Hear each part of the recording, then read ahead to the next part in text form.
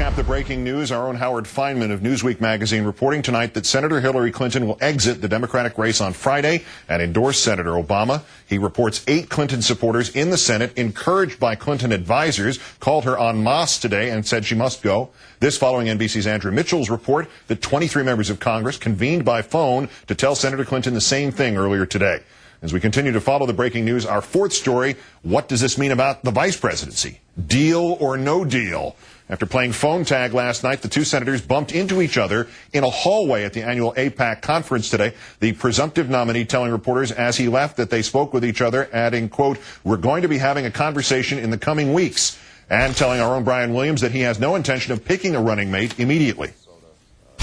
We're going to go through a process in the vice presidential search where I look at a whole range of options. This is one of the most important decisions I can make. And I think will signal how I want to operate my presidency.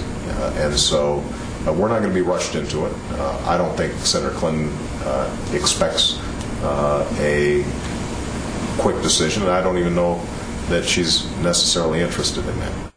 Senator Obama has today picked JFK's daughter, Caroline Kennedy, along with longtime Washington insider Jim Johnson and President Clinton's former Deputy Attorney General Eric Holder to head up his vice presidential search. Not all of her supporters even think the position would be a great fit for her. The reasoning by one of them seems oddly egotistical yet pragmatic at the same time. You know, rule one for the vice president is make sure you never upstage the president, right? It's rule one. You know, Hillary Clinton in some ways couldn't help but upstage, even if she was trying not to. I'm joined now by our own Johnathon Alter, senior editor of Newsweek magazine. John, thanks for your time tonight. Hi, Keith. All right, what do we have here regarding this this pullout? Is there any connection between this and the vice presidency? Howard Fineman, your colleague, seems to think none.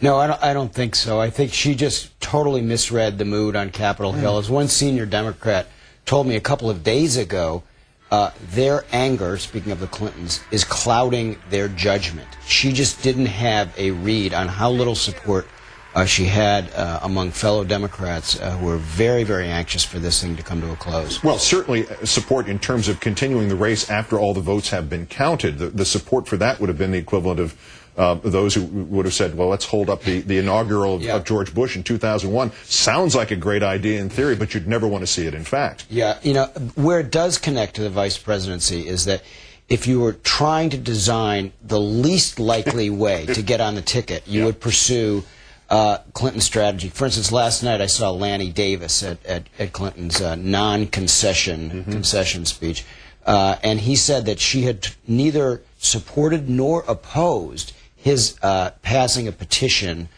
to get her on the ticket. She should have, if she was thinking straight, she should have shut that down immediately, because any smart politician, really any politician, knows that the last thing you do is try to jam the guy who's holding the cards.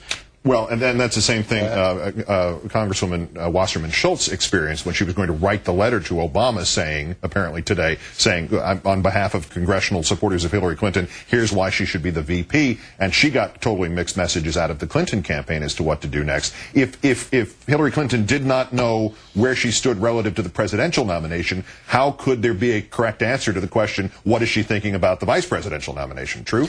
Well, yeah, I think she's in a state of some exhaustion, you know, with some sympathy for her. It's been a long campaign, but her best bet for getting on the ticket, if that's what she wants, and I spoke to a very close friend of hers yesterday who was advising her not to do this, but if she does want it, her best hope is that a few weeks do pass, and through before this decision is made, and through almost a process of elimination, any other potential candidate looks pale by comparison, and just not big enough for this very big election year. One scenario described to me about that meeting that she seemed to be pushing for. They have the conversation that she wants. She says, I want to be vice president. He says, great, you're on the list. I'm going to decide in July or August. And she says, no, I have 18 million votes. You're going to decide now. And he says, no, I'm not going to decide now, because every day that passes, you lose more of those. Those votes go out the door automatically, with or without any mention by you.